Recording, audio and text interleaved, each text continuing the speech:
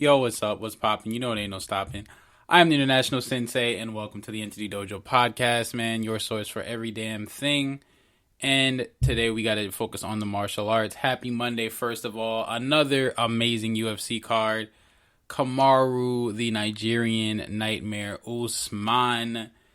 Another amazing title defense. This is his third title defense in a row. Longest active win streak in the welterweight division, man. This dude, like, he just keeps getting better. It's crazy because, I mean, he's like a wrestler, and I think the stigma around a lot of wrestlers is they get away with the fact that they fight a lot of strikers who can't grapple that well, or they just are getting away with, like, top pressure. They don't deal with someone that can, like, fire back with them. Like, that was the issue with Ben Askren for a while. He dealt with a lot of, like, guys. His wrestling wasn't really up to par. Their jiu-jitsu wasn't up to par either, so he really wasn't a ton of crazy threats on the ground. And then eventually ends up getting put into orbit by George Masvidal after just recklessly going for takedowns. Then tapped out by Damian Maia because his jiu-jitsu was nowhere near on the level of a Damian Maia. He was just good at getting the takedown, advancing positions. He had a couple good submissions here or there, but didn't do that. I think one of the best thing that ever happened to Usman, because he was on the JRE. I think it was either when he won the title or like right before he won the title. I think it was, matter of fact, I think he got interviewed when he won the title. Yeah, I think he got interviewed when he won the title. So he was on there talking to Joe, and he was telling him about his first loss because he only has one career loss, and I think it was like his second or third fight, something like that. And he lost to Jose Caceres, which is Alex Caceres, a.k.a. Bruce Leroy's brother. And one of his big things was like, hey, man, like, I just thought I could just smash people, get on top, ground and pound, run through them like a knife through butter, and that was it. And I think it was his first time going up against a very high-level jiu-jitsu practitioner and ended up getting submitted. Excuse me, guys. Ended up getting submitted by Jose Caceres. Basically got him on the ground, tried to get up and walk out, gave him his back. Caceres did the backpack to him, you know what I mean? Got the hooks in, got him into a rear naked choke, and ended up making him tap. And he said after that day, got himself a gi, started training jiu-jitsu, and just improved his skills. And I believe he has a black belt in jiu-jitsu now. But I say that to say, like, he understood and he learned very early on that although wrestling is a very, very important aspect of mixed martial arts, you need other elements of grappling, just like striking. Just like you can't just be a Muay Thai guy and not like deal with like Western boxing or not deal with like others like the Taekwondos or whatever. You want to have a little bit of everything in your arsenal to be that complete guy. He's like that. Izzy's like that, obviously, but the opposite way. He's more of a striker and has very good defensive grappling. But to see a dude that may not be considered the most exciting fighter, but a dude that just came up grinding his ass off and has taken out a who's who of champions. I mean, he destroyed. Like, I go back to that Tyron Woodley fight so many times, and what happens is like a lot of casuals or a lot of like so-called martial artists that think they know a lot will say, oh, well, grappling wouldn't work in the streets because you won't have space to do this, da, da, da. I'm gonna talk about that in another episode because that's some more shit that throws me off about people who just don't know what the fuck they're talking about.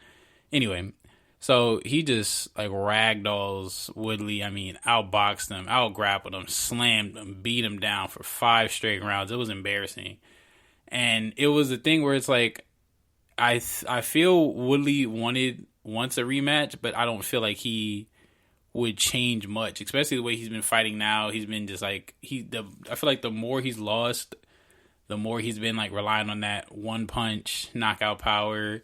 Has really just been sitting back on that back leg, just waiting. And what happens is people are circling away from that power, so that way he's not able to load up on those big shots. Keeping him at range with some nice jabs, closing the gap, getting him to the ground. And then a lot of these guys are superior grapplers, like an Usman, like a Burns and stuff. So it's just crazy, man. It's crazy to think about how Usman went from really like not being talked about at all to now being like on top of the world, very close to getting into that like rarefied air, like that GOAT conversation with like GSP and Khabib and John Jones, Israel, Adesanya, all those guys are kind of getting into that air of like, man, these guys are damn close to being the GOATs of this industry, you know what I'm saying? And it's like what happens now for Usman is just like now he's just laying the foundation on this castle that he's building. I mean, I think he has 3 title defenses now. I'm guessing they're gonna do Masvidal Part 2. There is I doubt Willie's ever gonna get back to the title shot. Maybe the GSP fight's out there for him. I know Nate Diaz is at 170 now. I know Conor would not be dumb enough to fight Usman. I'm sorry. Like Conor's a great fighter, but Usman would kick his ass. Let's just keep it a buck. I mean, we've seen his first of all, he needs to get his one back with Dustin Poirier. That's number one, and two, Usman going up to fight Usman at 170 is just that would not go well. That would not go well. But yeah, man, I think Usman is a great example of a person that learned very early on that you cannot be one dimensional. I think that's like a big downfall for a lot of fighters, regardless of your discipline. Like if you're a striker and you're just knocking people out left and right, you're catching them on the end of your punches, never getting taken down, and then you finally get a guy that knows how to grapple and he just freaking grinds you out, and now you end up getting upset, which is I think a Paul Daly thing. I know Paul Daly doesn't like getting grappled with. I mean, bro, it's MMA. You got to get used to it.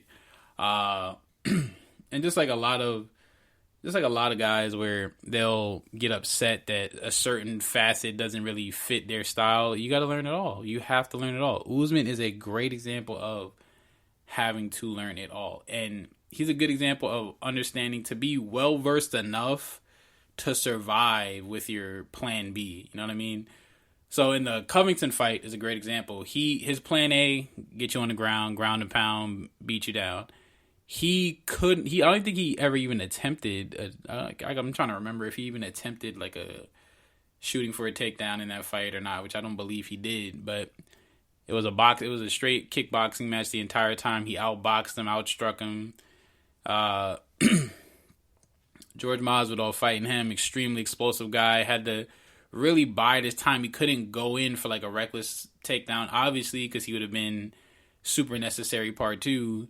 Getting put to sleep like Ben Askren did, and just really is playing a chess game. And for those who don't understand fighting, there is a lot of mental warfare that goes into it. It is like a chess match in a lot of aspects. Even when you're in some of those big you're banging and you're throwing those crazy long combinations and stuff like that, it's still a method to the madness. Granted, there are those guys like the Chris Liebens of the world who are just freaking balls to the wall, all in, chin down, biting on the mouthpiece, throwing leather and stuff. But there's also the guys like the Usmans and then the style benders and the John Joneses of the world that are very calculated in their approach, and obviously sprinkling in some chaos like that. But man, if I could say one thing to any up and coming fighter, take a note from Usman, take a note from Stylebender. Understand you have to be well versed. I don't give a damn how great you are at one thing. You still need to be very good at these other aspects.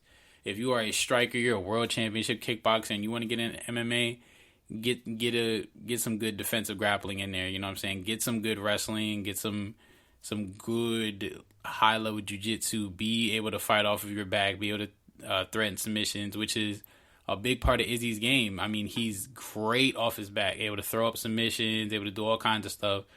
And it's really an underrated facet of the game of the specialist, because people don't see it as much because their job is to obviously stick with what gets into the dance, which is the striking or the grappling for Usman or whatever.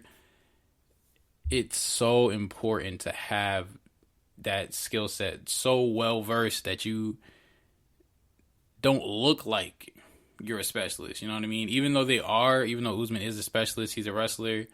He doesn't necessarily look like a specialist. Like versus like again comparing him to Ben Askren.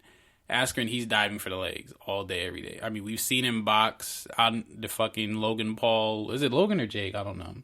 Logan or Jake Paul, whichever the fuck it is. That whole BS boxing match, like his striking isn't that good. So having a guy like that, but there's just having a guy like Usman. Usman is way ahead of him in the realm of fighting because he has that overall game. He has those necessary skills to succeed in the sport, man. So big salute, big respect to him. Can't wait to see him fight again. I would love to see him versus Masvidal Part 2. Both of them have been chirping a lot. I know that would probably make a lot of money. That would be a fun fight to watch. And it was a damn good fight the first time. So hopefully we can see that, man. But definitely give me a like and follow, share. You know the vibes and the vibes know you. We will be back Wednesday, man, of course. Monday, Wednesday, Friday, 9 a.m. Eastern Standard Time. The Entity Dojo podcast is the place to be, as you can see. And you are on the mic with Sensei, so you can rock with me. Thank you so much, and we must now exit the dojo. Us.